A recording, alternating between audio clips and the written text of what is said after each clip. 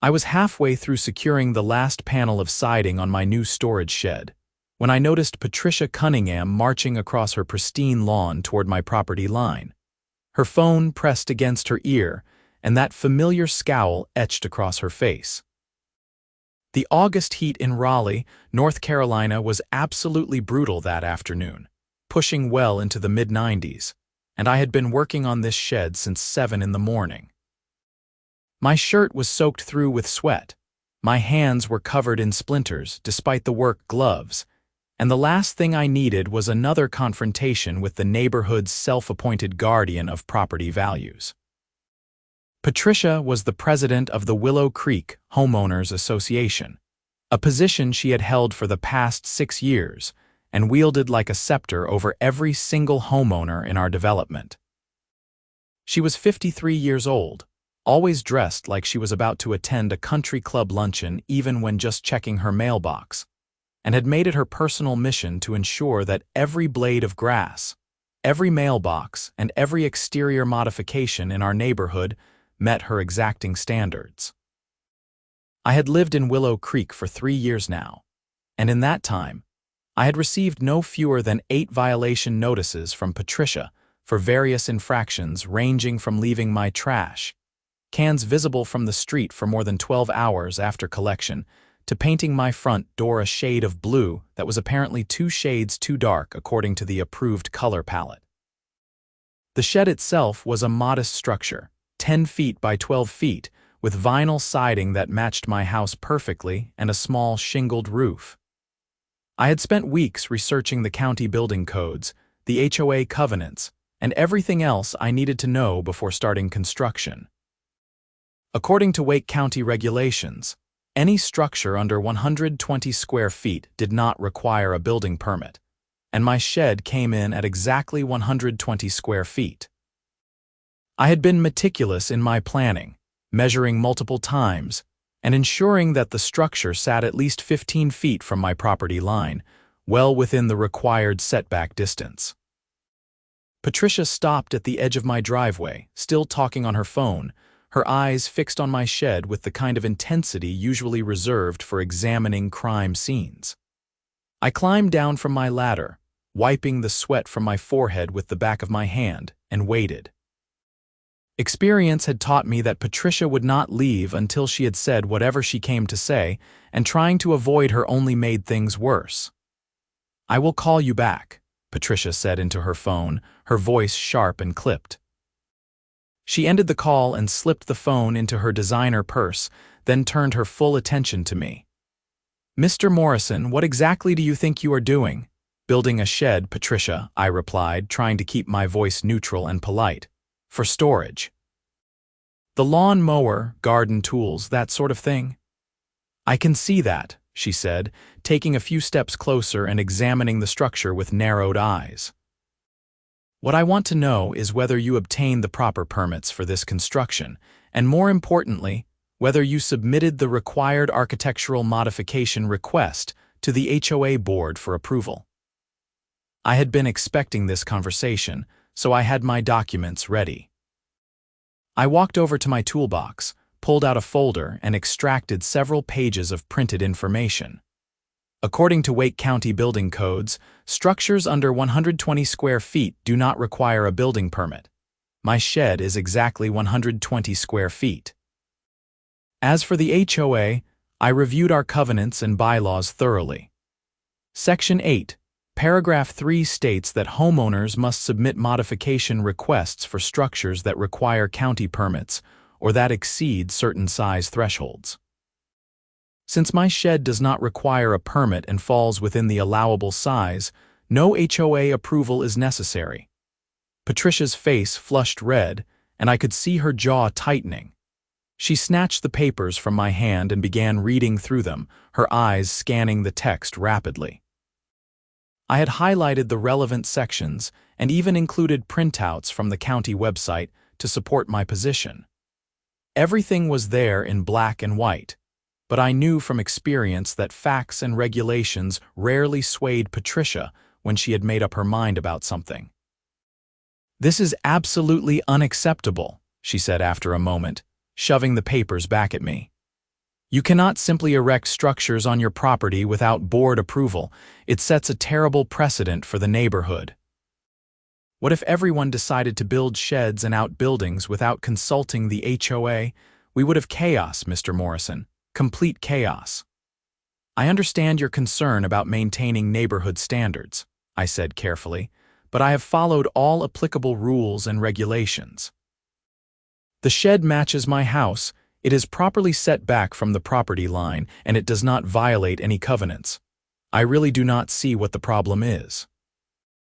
The problem, Patricia said, her voice rising, is that you think you can do whatever you want without any regard for the community or the board. This is exactly the kind of attitude that destroys property values and turns nice neighborhoods into eyesores. I am telling you right now, Mr. Morrison, that I will be taking action on this matter. You have not heard the last of this.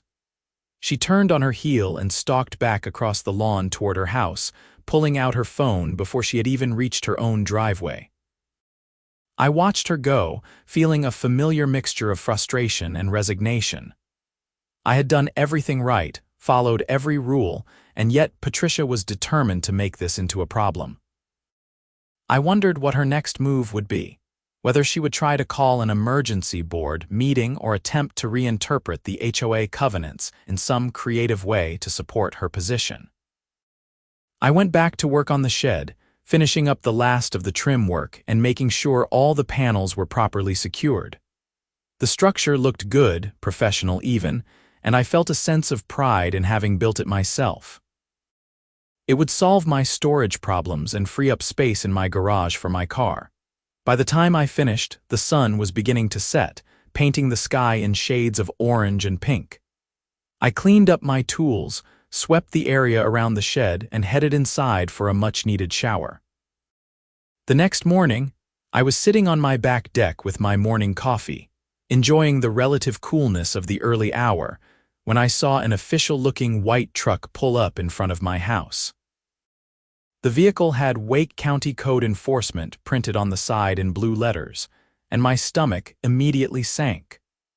I had a pretty good idea what this was about, and I silently cursed Patricia for wasting county resources on her personal vendetta.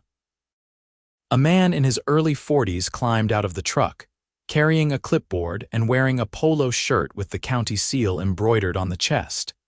He had a friendly face and an easy manner as he walked up my driveway, and I met him at the front door before he could ring the bell. "Good morning," he said, extending his hand.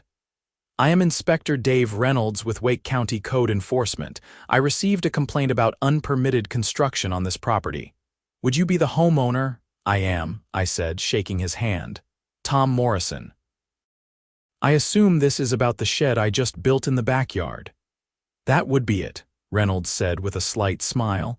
"Mind if I take a look?" "Not at all," I said, leading him around the side of the house to the backyard. "I actually have all my documentation inside if you need to see it." I researched the county codes pretty thoroughly before starting this project. Reynolds walked around the shed, examining it from all angles, checking the construction quality, and pulling out a tape measure to verify the dimensions. He jotted down notes on his clipboard as he worked, his expression professional and neutral. After about 10 minutes of inspection, he turned back to me. "Can I see that documentation you mentioned?" he asked. I ran inside and grabbed the same folder I had shown Patricia the day before, bringing it out to Reynolds. He sat down on my deck and went through the papers carefully, comparing my measurements to his own and reviewing the county code citations I had included. The whole process took another 15 minutes, during which I stood nervously waiting, hoping that my research had been as thorough as I thought. Finally, Reynolds looked up and handed the folder back to me. "Everything looks good, Mr. Morrison. Your shed is under the size threshold that requires a permit. It meets all setback requirements and the construction quality appears sound. You did your homework on this one." Relief washed over me. "So I do not need to do anything else." "Nope, you are all set," Reynolds said, standing up and making a final note on his clipboard. "I will file my report indicating that no permit was required and no violations were found. Out of curiosity, who filed the complaint? My HOA president, I said. Patricia Cunningham. She lives right over there. I pointed to her house across the street. Reynolds nodded slowly, a knowing look crossing his face. HOA dispute, huh? We get a lot of those. More than you would think, actually. People using code enforcement as a weapon in neighborhood fights. He pulled out a business card and handed it to me. Here is my contact information. If you have any other questions or concerns, feel free to reach out. And just so you know, filing false or frivolous complaints with code enforcement is actually against county ordinances. If someone repeatedly makes complaints that turn out to be unfounded, they can receive a formal warning or even a citation. Is that right? I said, looking at the card with interest. It is, Reynolds confirmed. We take these complaints seriously and we investigate every one of them. But we also do not appreciate having our time wasted on personal disputes. This was clearly a case where the homeowner did everything correctly and the complaint was filed in bad faith. I will be noting that in my report as well. After Reynolds left, I felt vindicated but also wary. I knew Patricia well enough to know that she would not take this lying down. Sure enough, later that afternoon, I received an email from the HOA board calling for a special meeting to discuss unauthorized structures and the proper interpretation of community covenants. The meeting was scheduled for the following Thursday evening at 7 o'clock in the community clubhouse. The clubhouse was a modest building near the entrance to Willow Creek, featuring a small meeting room, a kitchen, and a fitness center that was rarely used. By the time I arrived on Thursday evening, about 20 other residents had already gathered, filling most of the available folding chairs. Patricia sat at the front table along with the other two board members, Richard Chen and Margaret Foster. Richard was a quiet accountant who generally went along with whatever Patricia wanted, while Margaret was a retired teacher who occasionally pushed back on Patricia's more extreme positions, but usually lost those battles. Patricia called the meeting to order with a sharp rap of her gavel, and the room settled into silence. "Thank you all for coming on such short notice," she began, her voice carrying that same imperious tone she always used when conducting official business. "We have called this meeting to address a serious matter concerning community standards and the proper procedures for property modifications. As many of you may have noticed, Mr. Morrison has erected a storage shed on his property without seeking or obtaining board approval." A few heads turned to look at me, and I felt my face flush slightly. Patricia continued, "This kind of unauthorized construction poses a serious threat to our property values and sets a dangerous precedent. If we allow homeowners to build structures without oversight, we will lose all control over the aesthetic character of our community." I raised my hand. "May I respond to that?" Patricia's lips pressed into a thin line. "You will have an opportunity to speak when I am finished presenting the board's position." For the next 15 minutes, Patricia laid out her case, citing various sections of the HOA covenants, discussing the importance of architectural consistency, and painting a picture of a neighborhood descending into chaos if her authority was not upheld. She conveniently omitted any mention of the code enforcement inspection, or the fact that my shed complied with all applicable regulations. When she finally finished and opened the floor for discussion, I immediately stood up. "I appreciate the board's concern for community standards," I began, trying to keep my voice calm and reasonable, "but I need to correct some mischaracterizations. First, my shed is not unauthorized. I carefully reviewed our HOA covenants before building, and the provisions requiring board approval specifically apply to structures that require county permits. My shed does not require a permit under Wake County regulations. Second, the shed was inspected yesterday by a county code enforcement officer who confirmed that it meets all applicable codes and regulations. I have the inspector's business card and case number if anyone wants to verify this." A murmur ran through the room, and I saw several residents nodding. Patricia's face had gone pale, then flushed red again. "That is a very narrow and self-serving interpretation of our covenants," she snapped. "The spirit of the rules clearly requires homeowners to seek approval for any significant modification to their property." "With all due respect," I said, "the covenants are a legal document and we need to follow what they actually say, not what someone thinks they should say." I followed the written rules. If the board wants to change those rules for future projects, that is their prerogative, but they cannot retroactively apply new interpretations to work that has already been completed. Margaret Foster spoke up from the board table. "Mr. Morrison raises a valid point. I have reviewed the covenants myself since this issue came up, and I have to agree that the language is fairly clear. The permit requirement is the triggering factor for board approval. If the county does not require a permit, then technically the board approval process is not mandatory." Patricia shot Margaret a sharp look. "That is your opinion, but as board president, I have the authority to interpret these covenants, and I maintain that board approval should have been obtained." "Actually," said a voice from the back of the room, "that is not quite accurate." Everyone turned to see who had spoken. It was James Patterson, one of the few residents in Willow Creek with a legal background. He was a real estate attorney who had lived in the neighborhood longer than almost anyone else. HOA covenants are contracts, and contract interpretation follows established legal principles. If the language is clear and unambiguous, then there is no room for interpretation. The board president does not have the authority to rewrite clear contractual language. Patricia looked like she wanted to argue, but she seemed to recognize that getting into a legal debate with an actual attorney in front of the entire community would not go well for her. Instead, she changed tactics.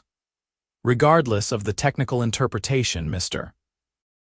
Morrison showed a complete lack of respect for this board and this community by not even informing us of his plans. Common courtesy would suggest at least mentioning such a project to the board." "I disagree," I said. "If I had come to the board beforehand, would you have approved it? Or would you have found some reason to deny it, forcing me to fight this battle before building rather than after?" Based on our history, I think we both know the answer to that question.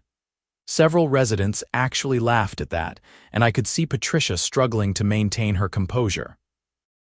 The meeting continued for another hour, with various residents weighing in on both sides of the issue. To my surprise, more people supported my position than I had expected. It turned out that Patricia's heavy-handed approach to HOA governance had rubbed many people the wrong way over the years, and this was an opportunity for some of that frustration to come to the surface. Eventually, Margaret Foster proposed a motion to formally acknowledge that my shed complied with the existing covenants and required no further action. Richard Chen, clearly uncomfortable with the conflict, seconded the motion. When the board voted, Margaret voted yes, Richard reluctantly voted yes, and Patricia voted no. The motion passed 2-1, and the meeting was adjourned. As people filed out of the clubhouse, several neighbors came up to congratulate me or share their own stories of conflicts with Patricia. One woman told me about receiving a violation notice for having a wreath on her door that was not on the approved seasonal decoration list. Another man described being threatened with fines because his grass was allegedly a quarter-inch too tall during a vacation. The stories painted a picture of an HOA president who had become increasingly controlling and petty over the years. I thought the matter was settled, but I had underestimated Patricia's determination. Over the next 2 weeks, I received no fewer than 5 violation notices for various supposed infractions. My mailbox needed repainting, my driveway had oil stains that needed to be cleaned, my garbage cans were visible from the street, my lawn had weeds, and my house numbers were allegedly not regulation size. Each notice came with a threat of fines if the violations were not corrected within 15 days. The mailbox had been painted less than a year ago and looked fine.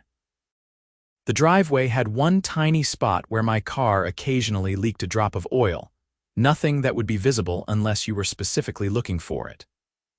My garbage cans were in the same location they had always been, tucked beside my garage, and were certainly no more visible than anyone else's.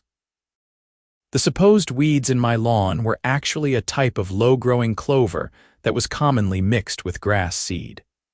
And my house numbers were the exact same size and style as probably half the houses in the neighborhood. It was clear that Patricia was harassing me, using the HOA violation process as a weapon because she had lost the shed dispute. I carefully documented each notice, took photographs showing that the supposed violations were either non-existent or no different from other properties in the neighborhood, and prepared a formal response to the board. I also started researching North Carolina HOA law, and I discovered some interesting facts under North Carolina general statutes. HOAs are required to enforce their rules fairly and consistently across all homeowners. Selective enforcement, where rules are applied to some residents but not others, can be challenged legally. Additionally, HOA boards have a fiduciary duty to act in the best interests of the community as a whole, not to pursue personal vendettas. Harassment of homeowners through frivolous violations and fines could potentially expose the board to liability. Armed with this information, I drafted a detailed letter to the HOA board, addressing each violation notice individually and providing photographic evidence showing either that no violation existed or that the same condition existed on multiple other properties without enforcement. I cited the relevant sections of North Carolina law regarding selective enforcement and included copies of articles from HOA law websites explaining the concept of board fiduciary duty. I concluded the letter by stating that if the harassment continued, I would be forced to consult with an attorney regarding potential legal action. I sent the letter via certified mail to each board member and waited. 3 days later, I received a phone call from Margaret Foster. "Tom, this is Margaret from the HOA board. I wanted to reach out to you personally about the situation with Patricia and these violation notices." "I appreciate the call," I said. "I assume you received my letter." "I did, and frankly, I am appalled by what has been going on," Margaret said. Her voice sounded tired and frustrated. "I had no idea Patricia was sending out all these violation notices. She never brought them to board meetings or discussed them with Richard and me. As far as I can tell, she has been acting unilaterally, which is completely inappropriate." "That is good to know," I said. I was starting to wonder if the entire board was involved in this harassment campaign. "Absolutely not," Margaret assured me. "I spoke with Richard this morning and he was equally shocked. We called an emergency board meeting for tomorrow night, just the 3 of us. Patricia is going to have some serious questions to answer. I cannot promise anything specific, but I wanted you to know that Richard and I take your concerns seriously, and we are going to address this situation." The emergency board meeting happened as promised, and while I was not present for it, Margaret called me the following day to fill me in on what had transpired. According to Margaret, Patricia had been completely unapologetic about the violation notices, insisting that she was simply doing her job as board president and enforcing community standards. When Margaret pointed out that the violations were either baseless or inconsistently enforced, Patricia claimed she was planning to address similar issues on other properties, but had not gotten around to it yet. Richard, who normally went along with Patricia on everything, had apparently finally reached his breaking point. He told Patricia that her behavior was exposing the HOA to potential legal liability and that she needed to rescind all the violation notices she had issued to me. Patricia refused, at which point Margaret and Richard voted to overturn the violations and formally censure Patricia for acting without board authority. Patricia had stormed out of the meeting, but not before threatening to call a special homeowners meeting to have Margaret and Richard removed from the board. According to the HOA bylaws, any homeowner could petition for a special meeting if they obtained signatures from at least 20% of the homeowners in the community. Willow Creek had 132 homes, so Patricia would need signatures from at least 27 homeowners. I doubted she would be able to get that many signatures given how unpopular she had become, but Patricia was nothing if not persistent. Sure enough, over the next week, I saw her going door to door throughout the neighborhood, clipboard in hand, attempting to gather support for her cause. I heard through the neighborhood grapevine that she was describing the situation as a case of board members refusing to enforce community standards and allowing the neighborhood to deteriorate. To my surprise, Patricia did manage to gather the required signatures, though it took her nearly 3 weeks of constant effort. The special homeowners meeting was scheduled for a Saturday morning in mid-September, and the agenda item was listed as vote of confidence for current board members and discussion of enforcement policies. The week before the meeting, I received an unexpected visit from Inspector Reynolds, the code enforcement officer who had inspected my shed. He looked uncomfortable when I answered the door, and his first words were, "Mr. Morrison, I am really sorry about this, but I need to talk to you about another complaint we received regarding your property." "Let me guess," I said. "Patricia Cunningham filed another complaint about my shed." "Actually, multiple complaints," Reynolds said, pulling out his tablet and showing me the screen. "Over the past 2 weeks, we have received 6 separate complaints about your shed, your driveway, your lawn, and various other aspects of your property. All of them came from the same person, and all of them reference things that either do not require permits or are not actually code violations." I felt anger rising in my chest. "So what happens now? Do you have to inspect everything all over again?" "I already did a drive-by this morning before coming to your door," Reynolds said. "There are clearly no violations. The shed is the same shed I already inspected and approved. Everything else is just typical homeowner maintenance stuff that falls completely outside of code enforcement jurisdiction." "But here is the thing, Mr. Morrison. Like I mentioned during my first visit, filing false or frivolous complaints with code enforcement is against county ordinances. We have limited resources, and we need to focus on legitimate health and safety issues, not HOA disputes. What are you saying?" I asked. "I am saying that I am filing a formal complaint against Ms. Cunningham for abuse of the code enforcement system," Reynolds said. "She will receive an official warning letter from the county, and if she continues to file frivolous complaints, she could face citations and fines.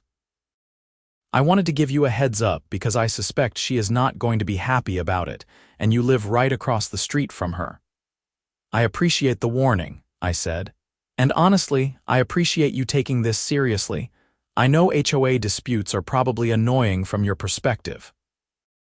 Reynolds smiled. "They are, but we also recognize when someone is being harassed. You clearly did your research, built your shed properly, and have been dealing with retaliation ever since.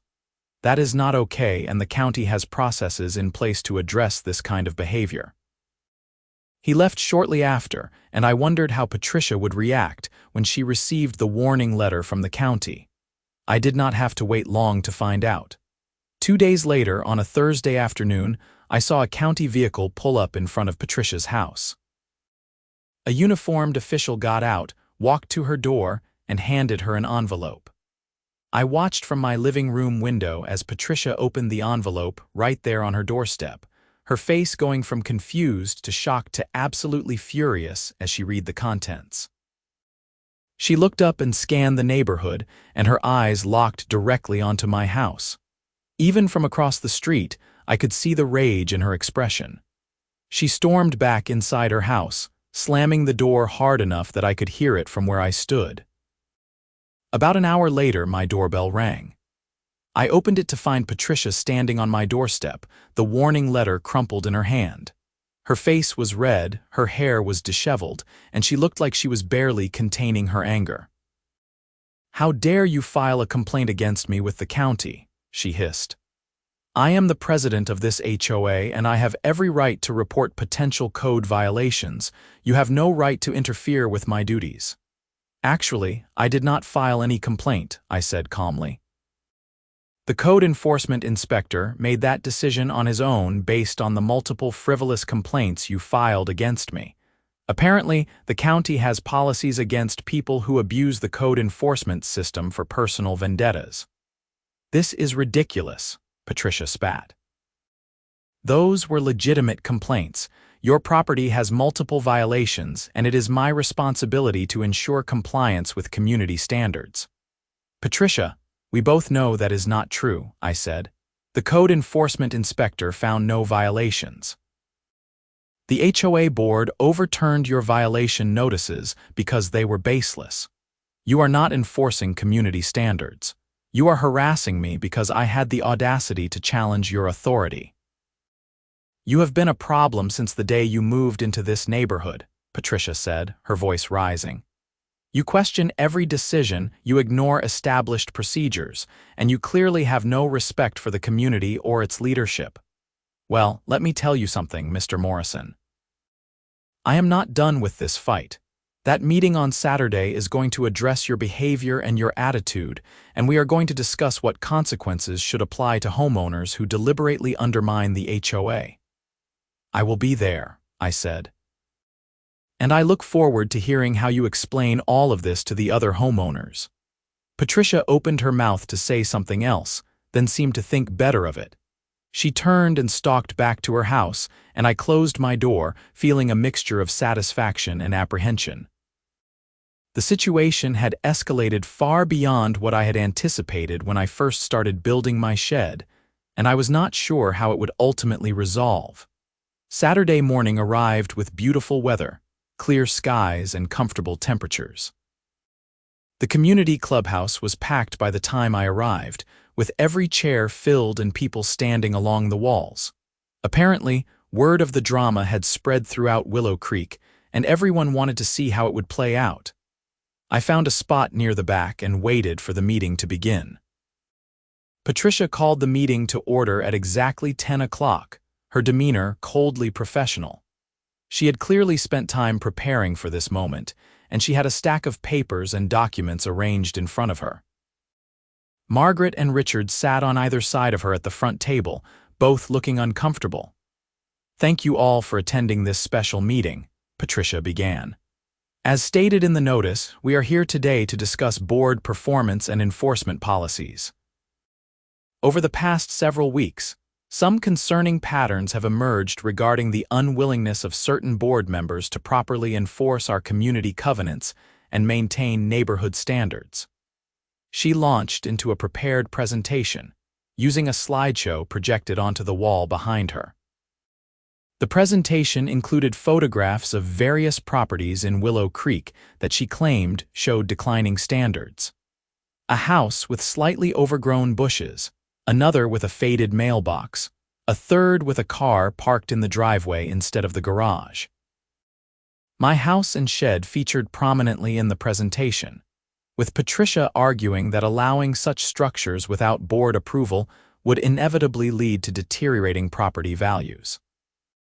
It was a well-crafted presentation designed to make it seem like the neighborhood was on the verge of collapse due to insufficient enforcement.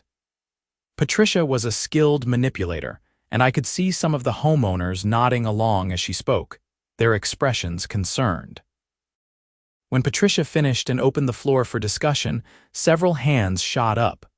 The first person called on was an older man named Robert Walsh who lived a few streets over. I appreciate the board's concern for property values, he said, but I am confused about something. I reviewed Mr. Morrison's shed myself and it looks fine.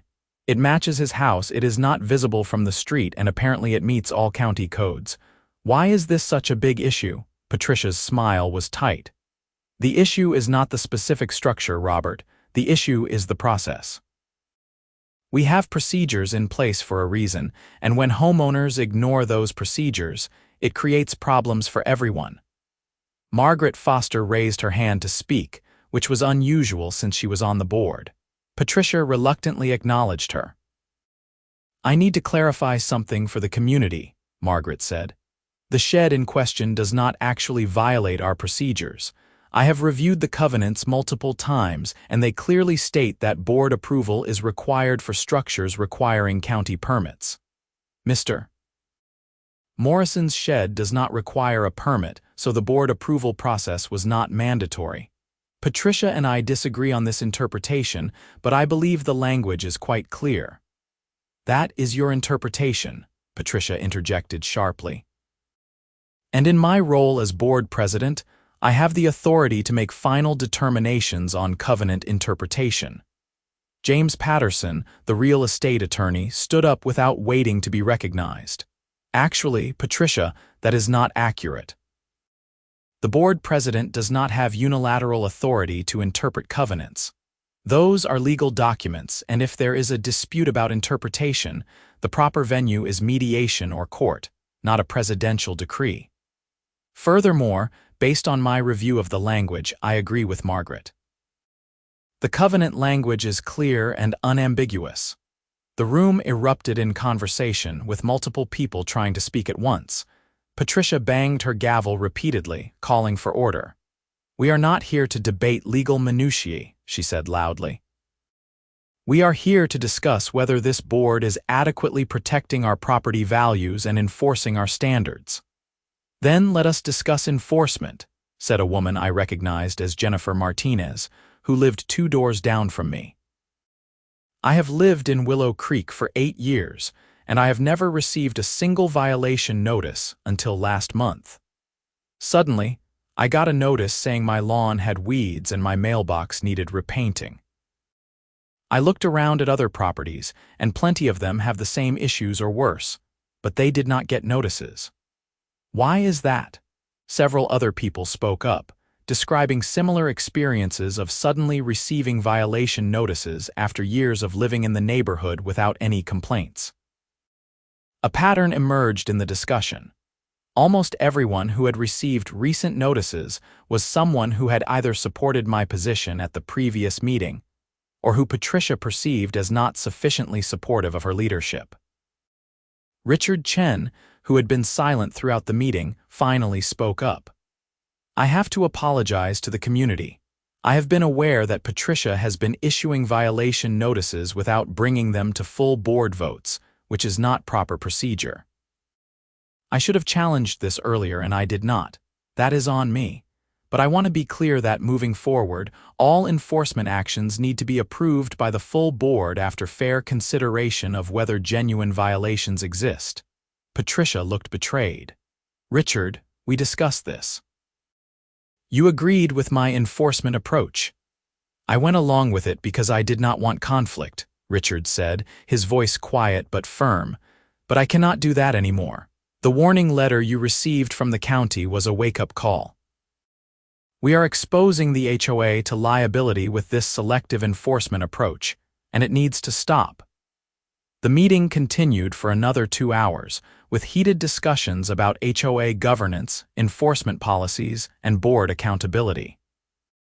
Several homeowners proposed new policies requiring all violation notices to be approved by the full board before being issued, requiring photographic evidence of violations, and establishing an appeals process for homeowners who disagreed with violation notices. By the end of the meeting, it was clear that Patricia had lost the support of the community. When someone finally proposed a vote of no confidence in her leadership as board president, the motion passed by an overwhelming margin, with only a handful of people voting to support her. Patricia sat frozen at the front table as the vote was tallied, her face pale and her hands trembling slightly. When the final count was announced, showing that roughly 80% of the attendees had voted no confidence, she stood abruptly, gathered her papers, and left the clubhouse without saying a word. Margaret and Richard remained behind to discuss next steps with the community, including plans for a special election to choose a new board president. Over the following weeks, the atmosphere in Willow Creek changed noticeably. Patricia resigned from the HOA board entirely, not just from the president position. Margaret Foster was elected as the new president, with a mandate to reform HOA governance and focus on genuine community improvement rather than petty enforcement. One of her first actions was to revise the violation notice process, requiring board approval and establishing clear standards for what constituted actual violations versus normal property variations. I ran into Patricia once more about a month after the contentious meeting at the neighborhood grocery store. She saw me in the produce section and immediately turned to leave, but I called out to her. "Patricia, wait a moment, please." She stopped but did not turn around. I walked over to stand where she could see me. "I know we have had our differences," I said, "but I never wanted things to get this ugly. I just wanted to build a shed for my tools. That is all this was ever about."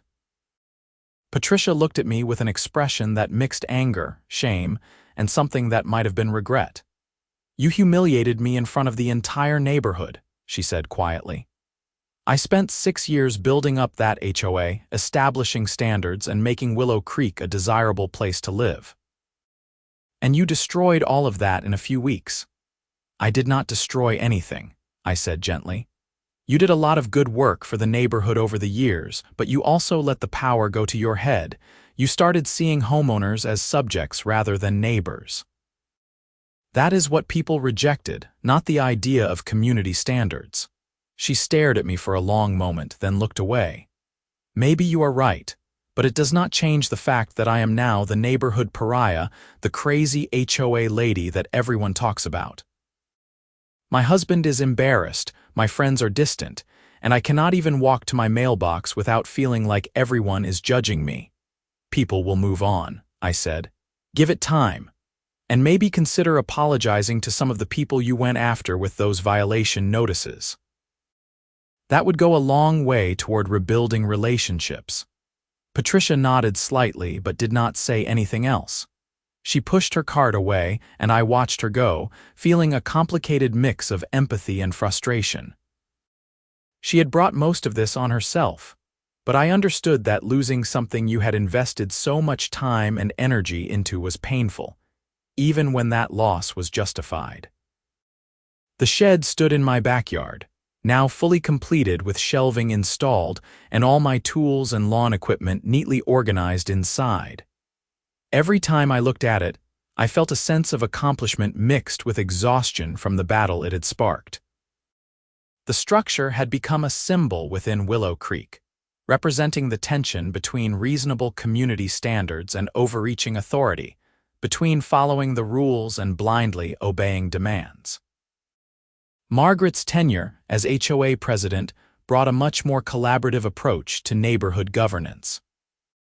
She established regular community meetings where homeowners could voice concerns and suggestions, created clear guidelines for what modifications required board approval and what did not, and most importantly, fostered an atmosphere where the board saw itself as serving the community rather than ruling over it. Violation notices became rare and were issued only for genuine problems like health hazards or obvious eyesores, not for trivial matters like grass that was half an inch too tall or mailboxes that were slightly faded. About 3 months after the contentious meeting, I received a letter in the mail from the Wake County Code Enforcement Office. It was addressed to all parties involved in the complaint case regarding my property. The letter informed us that the case was officially closed with no violations found, and it included a notation that the complainant had been issued a formal warning for filing multiple frivolous complaints. The letter also stated that any future complaints from that individual would be subject to enhanced scrutiny and potential penalties. I felt a sense of closure reading that letter. The county had made it clear that Patricia's tactics were inappropriate and would not be tolerated. While I took no pleasure in her receiving an official warning, I appreciated that the system had mechanisms in place to prevent abuse. Too often, people in positions of minor authority wielded that authority as a weapon without facing any consequences. The fact that the county took frivolous complaints seriously helped protect homeowners from harassment, while still allowing genuine concerns to be addressed. The holidays arrived, and Willow Creek transformed into a festive display of lights and decorations. Under Patricia's leadership, There had been strict rules about what types of decorations were allowed, when they could be put up, and when they had to come down. Margaret took a much more relaxed approach, issuing general guidelines that basically amounted to keep it tasteful and take it down by mid-January. The result was a neighborhood that felt more alive and personal, with each house reflecting the personality and traditions of the people who lived there, rather than conforming to some rigid aesthetic standard. My own house featured simple white lights along the roofline and a modest wreath on the front door. Nothing fancy, but it felt good to decorate without worrying about receiving a violation notice for having the wrong shade of white in my lights or hanging my wreath 3 days before the officially approved date. I hosted a small holiday gathering, inviting several neighbors who had supported me during the shed dispute. We ate, drank, and shared stories about past HOA battles, laughing about things that had seemed serious at the time but now just felt absurd. Jennifer Martinez, the woman who had spoken up about selective enforcement at the meeting, told us about receiving a violation notice years ago for having a decorative garden gnome that was allegedly not on the approved lawn ornament list. "I spent 2 weeks arguing with Patricia about that stupid gnome," she laughed. "She insisted it violated the aesthetic standards. I pointed out that Mrs. Henderson 3 houses down had a concrete goose that she dressed in different outfits for every season, and somehow that was fine." Patricia claimed the goose was a legitimate lawn ornament while my gnome was tacky. I finally just moved the gnome to my backyard where it could not be seen from the street, but I still have it, and I am thinking about moving it back to the front yard now. Everyone laughed, and others chimed in with their own stories of ridiculous HOA enforcement. Robert Walsh described being told his lawn furniture was not an approved style and color. A couple named the Thompsons talked about receiving a notice because their teenage son's basketball hoop was 6 inches too far into the driveway. The stories went on, painting a picture of an HOA that had lost sight of its purpose and become focused on control for its own sake. "The thing is," James Patterson said, his lawyer instincts showing, "HOAs serve a legitimate purpose. They maintain common areas, enforce basic standards that protect property values, and provide a framework for resolving neighbor disputes. But they work best with a light touch. When HOAs become too restrictive and board members start seeing themselves as rulers rather than servants of the community, that is when you get problems like we had with Patricia." I raised my glass. Here is to light touches and reasonable standards. Everyone clinked glasses and echoed the toast. It felt good to be among neighbors who understood what I had gone through and who had their own experiences with overreaching HOA governance. We had formed a kind of support network, people who would stand up for each other if future board members ever tried to abuse their authority the way Patricia had. As winter turned to spring, life in Willow Creek settled into a comfortable routine. My shed continued to serve its purpose perfectly, keeping my tools organized and protected from the weather. I added some landscaping around it, planting some small bushes that softened its appearance and helped it blend even more seamlessly with my yard. No one complained. No violation notices arrived. It was remarkable how peaceful life could be when people were allowed to make reasonable decisions about their own property without constant interference. Patricia and her husband put their house on the market in late March. I heard through the neighborhood grapevine that they were moving to a condo in downtown Raleigh, a place with no HOA and no yard to maintain. Part of me felt sad seeing them go, despite everything that had happened. Patricia had poured years of her life into Willow Creek, and while her approach had become problematic, her intentions had started from a good place. She genuinely believed she was protecting the neighborhood, even when her methods became oppressive. The day the moving truck arrived, I walked across the street to say goodbye. Patricia was supervising the movers, directing them with the same commanding tone she had once used at HOA meetings. She saw me approaching and tensed slightly, but she did not walk away. I heard you were moving, I said. Wanted to wish you well. She studied me for a moment as if trying to determine whether I was being sincere or sarcastic. Thank you, she said finally. The condo will be a nice change. No yard work, no maintenance, no neighbors to manage. Are you sure you will not miss it? I asked, gesturing at the neighborhood around us.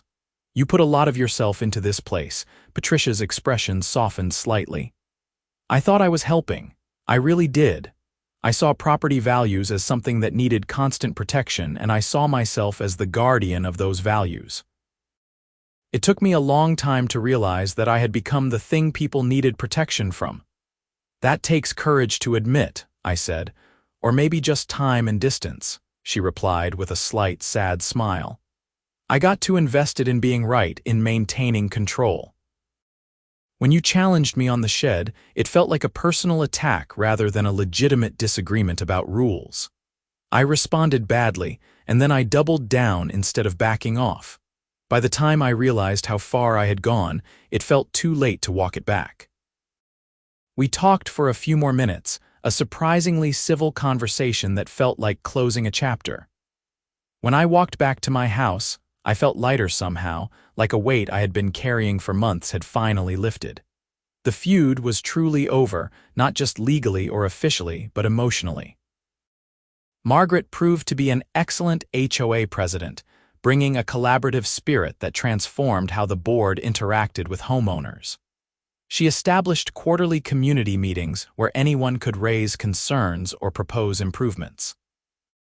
She created several committees focused on things like neighborhood beautification, social events, and common area maintenance, giving residents ways to contribute to the community beyond just paying dues and following rules. Under her leadership, Willow Creek felt more like a community and less like a kingdom. The shed, the simple structure that had sparked so much conflict, became something of a minor legend in the neighborhood. When new families moved in, existing residents would sometimes point to it and tell the story of the great HOA battle, usually with embellishments and humor. It served as a reminder to future board members about the importance of reasonable governance, and as an encouragement to homeowners that standing up for your rights was possible even when facing intimidating opposition. I occasionally encountered people from the neighborhood at local hardware stores or garden centers, and they would joke about checking with me before starting any home projects to make sure they were following proper procedures. I would laugh and tell them to just read the covenants carefully and follow county codes, which was really all anyone needed to do.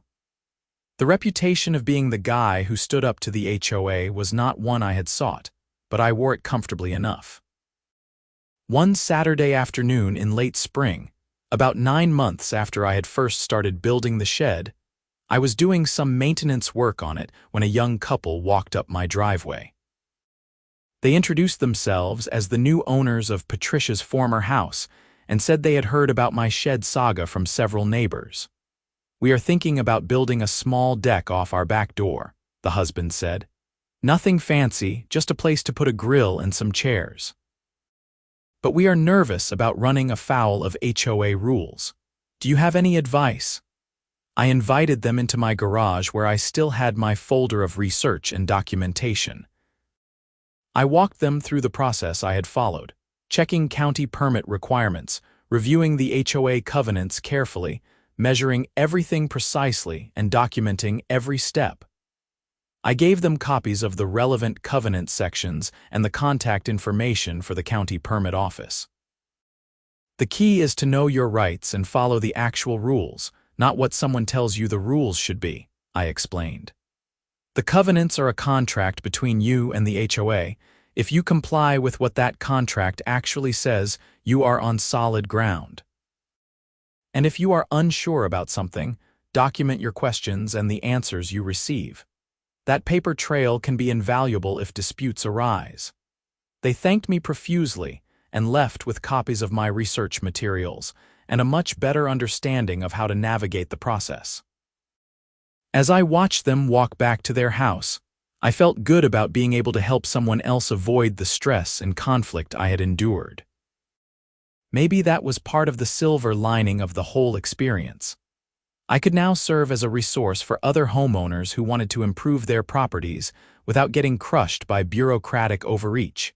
The years passed, and my shed remained a sturdy, functional structure in my backyard. It weathered storms and seasons, requiring only minor maintenance to keep it in good condition. Every time I opened its door to retrieve a tool or store something away, I thought briefly about the battle it had sparked and the changes it had helped catalyze in the neighborhood. What had started as a simple weekend project to build storage space had become a catalyst for examining how power should be exercised in community associations, how rules should be interpreted and enforced, and how individuals could stand up against unreasonable authority.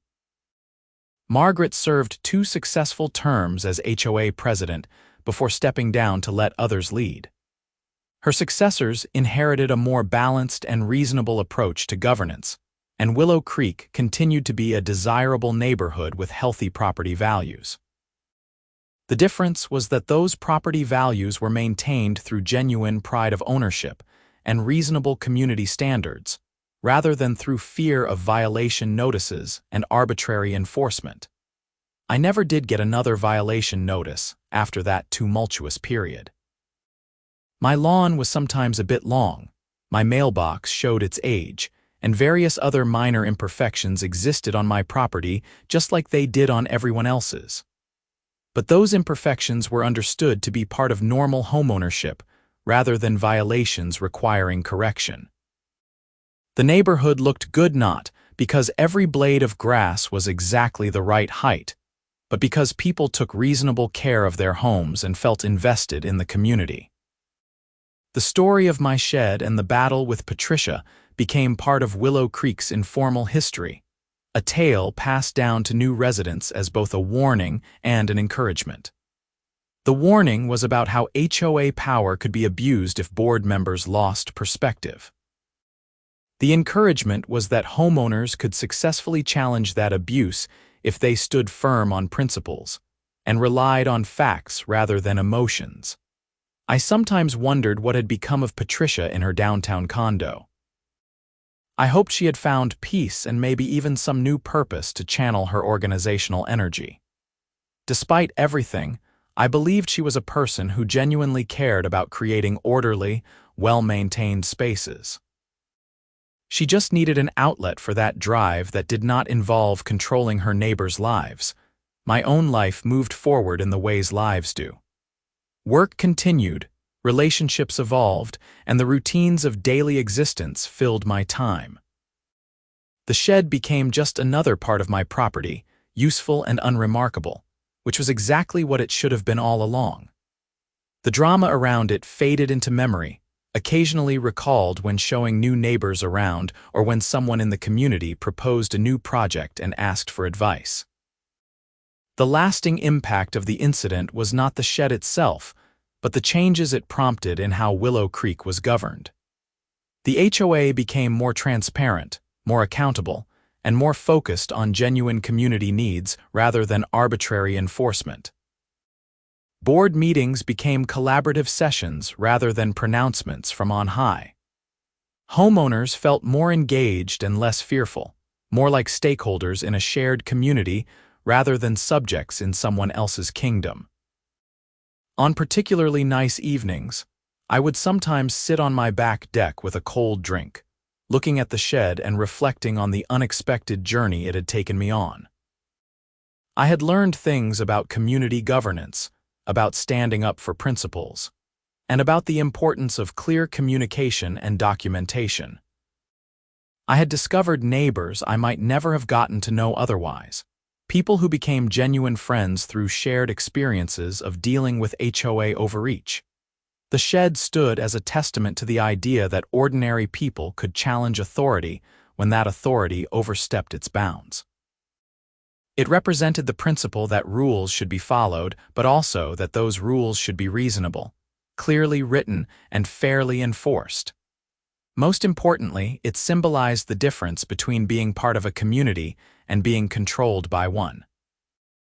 As spring turned to summer and summer to fall, the shed remained exactly where I had built it, properly set back from property lines, matching my house perfectly, and requiring no permit according to county regulations. It was precisely what I had intended to build on that hot August day when I first picked up my hammer and saw Patricia marching across her lawn with her phone pressed to her ear. The difference was that now it existed in a neighborhood transformed by the battles it had sparked, a community that had examined its governance and emerged stronger and more balanced. The final chapter of the story came about 1.5 years after I built the shed, when the County Code Enforcement Office sent out a newsletter to all residents highlighting recent changes to complaint procedures. The newsletter specifically mentioned that frivolous complaints had been a growing problem and outlined new policies for addressing them. Repeat offenders filing baseless complaints would face escalating penalties, including fines and potential restrictions on filing future complaints. Inspector Reynolds's name appeared in the newsletter as one of the enforcement officers who had helped develop the new policies. Reading it, I felt vindicated in a broader sense. The problem I had faced was not unique to my situation or my neighborhood.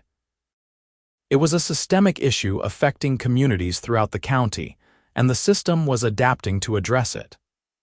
My shed, in its small way, had contributed to that broader change by highlighting the need for better protections against complaint abuse. I filed the newsletter away in my folder along with all the other documentation from that period.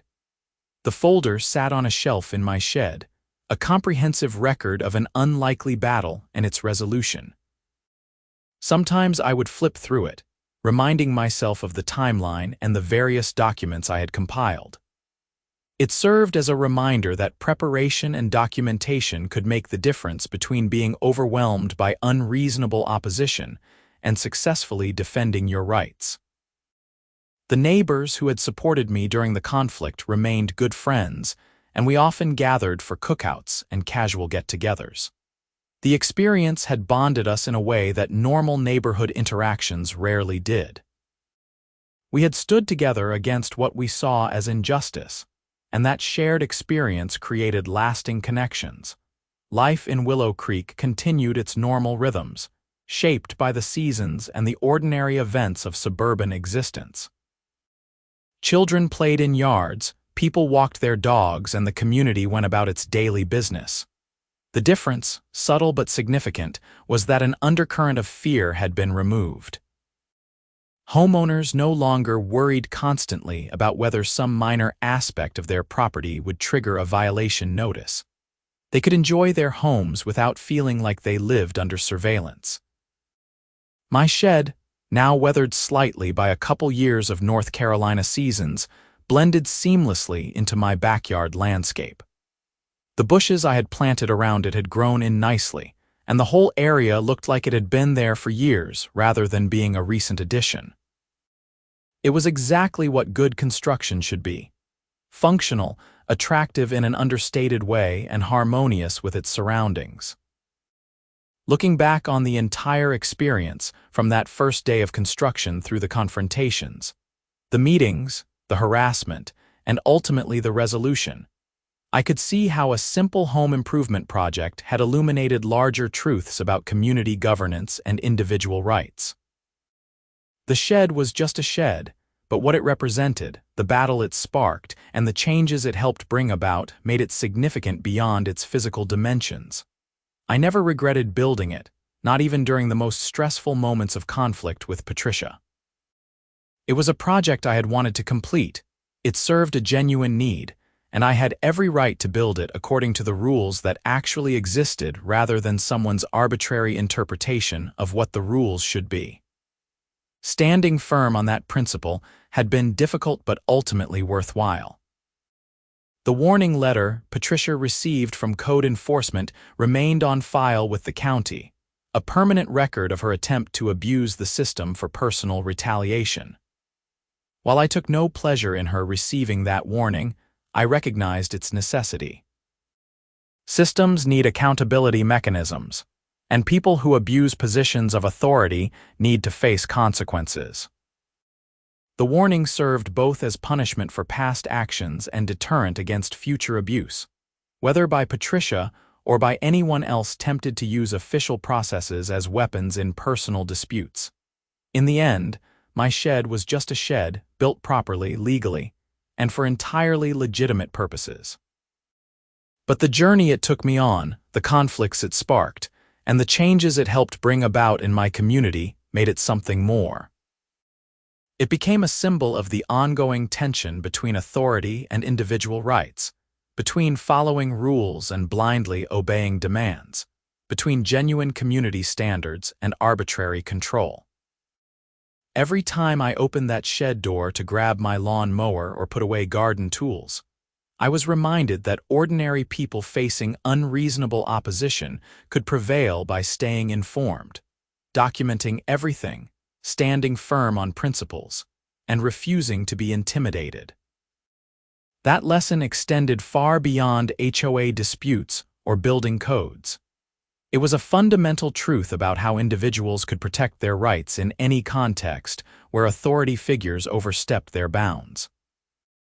The shed stood solid and secure, exactly as I had built it, a monument to the simple idea that rules matter, facts matter, and people willing to stand up for what is right can make a difference even when facing seemingly overwhelming opposition.